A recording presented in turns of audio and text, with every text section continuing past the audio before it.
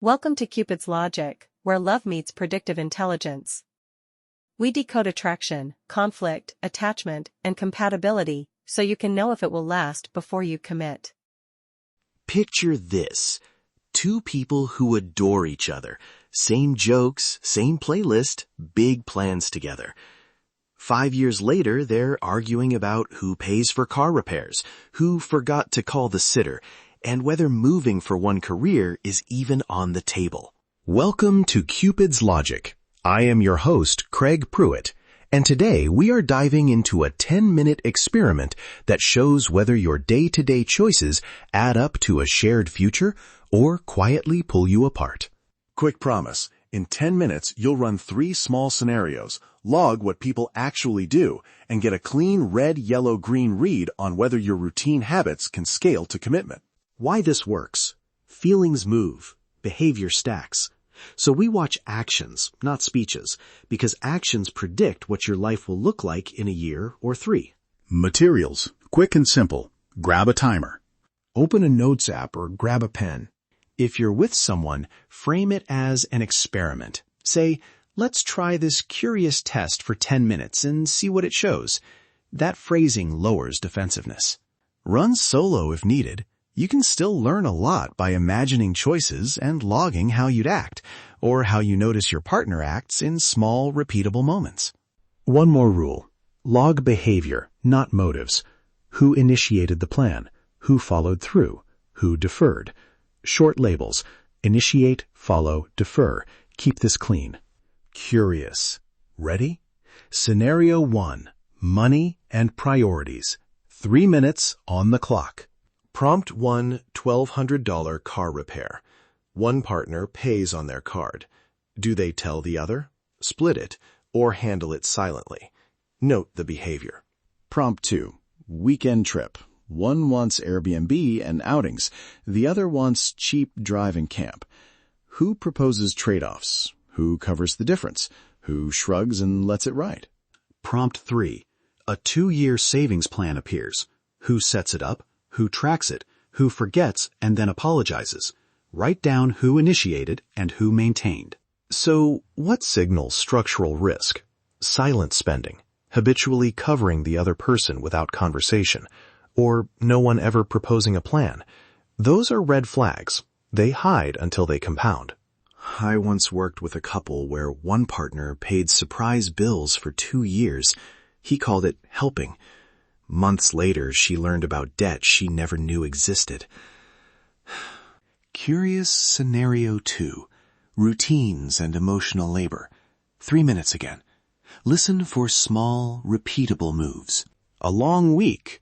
Who makes dinner? Who notices the overflowing laundry? Who says, I'll handle it, and does? Note who volunteers and who resists. Prompt 2. Booking a doctor or school meeting. Does one take ownership, pass it back, or promise and forget? That follow-through matters more than the promise. Prompt 3.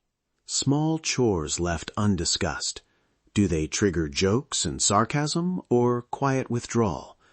Which partner escalates and which accumulates resentment? Tiny imbalances in emotional labor compound. One person saying yes all the time will burn out. Look for consistent deferral, repeated apologies without new behavior, or lack of any system to share duties. Curious. Scenario 3. Future shocks and life moves. 3 minutes, and be honest about pressure responses. Prompt 1. A job offer across the country. Who treats this as non-negotiable? Who asks questions and maps options? Note who owns information and who builds contingency plans. Prompt 2. A family caregiving need. Who rearranges schedules? Who assumes sacrifice? Who negotiates boundaries?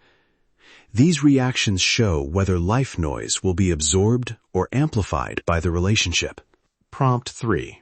Kids. Do you align on schooling, discipline, timelines? Or does one partner make assumptions and the other discovers plans later? Note negotiation style under pressure. If a partner treats a big move as a surprise decision and the other treats it as secondary, that's brittle divergence. If both sketch trade-offs and timelines, you see resilience. Those are simple, telling differences. Okay, you've logged 3 scenarios. Now the rubric. Short and usable. Green. Both partners initiate or co-create solutions at least once. Yellow. Uneven patterns. One leads sometimes, the other follows. Apologies happen, but systems are missing. Red. Consistent unilateral action, secrecy, or repeated deferral. 2 or more reds across the 3 scenarios predicts likely 1 to 3 year friction unless habits change. If a partner refuses to participate, run the solo version and bring results back as curiosity. I did this 10-minute test, and it made me wonder about our money habits. Can we look together? That wording invites collaboration, not blame. If things heat up, stop. Name the emotion. Take a 10-minute break. Return with the data only. A pause protocol prevents a small experiment from becoming a fight. Borderline result, lots of yellow? Treat it as probability, not a verdict. Design mini experiments, 1 week of documented planning, a shared expense trial, or a single habit you both commit to for 30 days. Are you ready for the truth? Most problems that feel like chemistry are actually architecture. Small daily habits build your future or erode it. Catch them now and you save time, money, and heartache. 3 practical next steps. 1. Run the simulation this week. 2. If partnered, ask for a 10-minute trial in a neutral moment. 3. Document behaviors in 3 columns: initiated, followed, deferred, and agree 1 measurable habit to try. If you want automated scoring, worksheets, and suggested talk scripts, visit cupidslogic.com. The Small Futures Worksheet and Prism Diagnostic Tools are there to help. Thanks for listening to Cupid's Logic. Remember, you're not bad at relationships. You've been flying blind. A few structured experiments change the odds. I would love to hear your thoughts. Try the simulation and tell us what you learn. Be honest with yourself and be curious with each other. Until next time. This has been Cupid's Logic. Stop flying blind in love. Visit cupidslogic.com and let the Prism engine reveal what your relationship data already knows.